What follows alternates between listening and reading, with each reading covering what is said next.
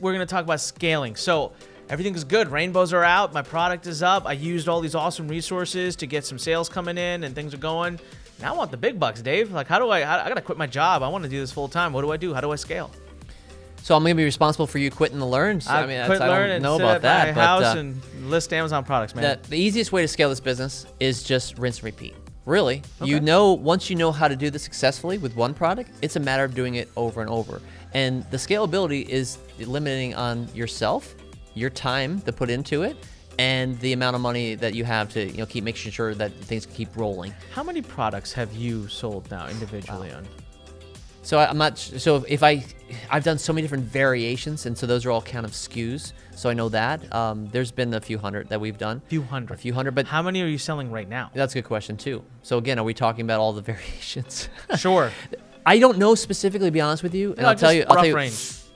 I don't know. 10, 20, 30, Okay, 50, so 100? Okay, how about this? The products that are doing well. Yeah. Right now, we probably only have around 20 solid products.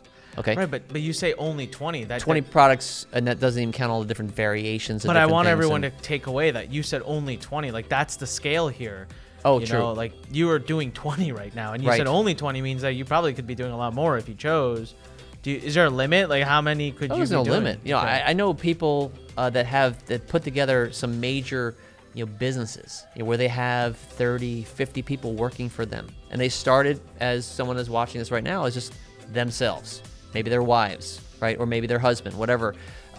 They get started, and then this thing starts ramping up, and they need to put some people in there. You need to start with some outsourcers. You need to maybe have in-house. You maybe want to have your own warehouse. I mean, there's some people that have grown some major businesses. I know actually Mastermind with a few people right now that are doing between 20 and 30 million a year in their business on Amazon. That's not even scaling off of Amazon. So you mentioned scaling. That's the first way to do it, right?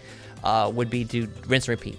And again, it's your only limitation is your time, your income, your finances. Because one of the biggest mistakes I find too, that I see all the time, and people are trying to do, oh wow, there's all these opportunities now. Let me come out with 10. Well, you might not have the finances that keep up with 10 growing, right? So that I call some of those people shooting stars, because then all of a sudden they're like, I can't do it anymore. So if you got to have a game plan. But that's one way, rinse and repeat.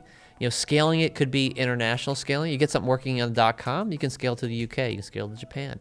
There's going to be a lot more time Amazon involved. and all these Exactly. countries. How many of them are there? Well, I think there's over 20, 26, 28 now. It's always growing. I don't know the answer to that. Have you done international? So I have, and I've actually pulled out of the UK, of the Europe, is because I can't do this, teach, and do everything at the same time. So I pulled back to focus more in the US and then do more in the US. So that's another way to scale. We can do retail. We can go out and do other platforms besides Amazon. Even though Amazon's 50% of the game, there's another 50% out there, right? What are some other platforms? Walmart is a good example. Okay, Walmart is a good one. eBay.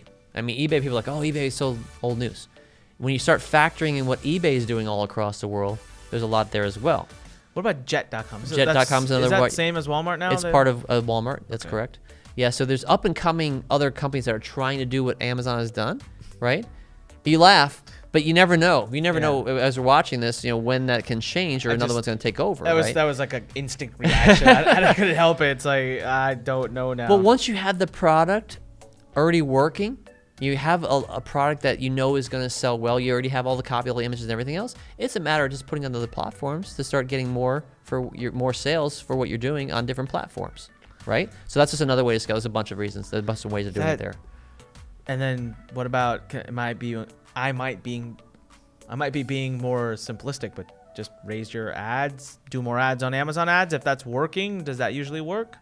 So there is a point where it is more efficient or more effective to say, okay, you know what? I've done enough with this product. Let me move on to the second product. How do you know that point? It comes with time. It really does. You start getting a feel for it. A lot of times you can look at your competition, right? You can see when we get started, we have an idea exactly what the companies out there that are selling what they're doing.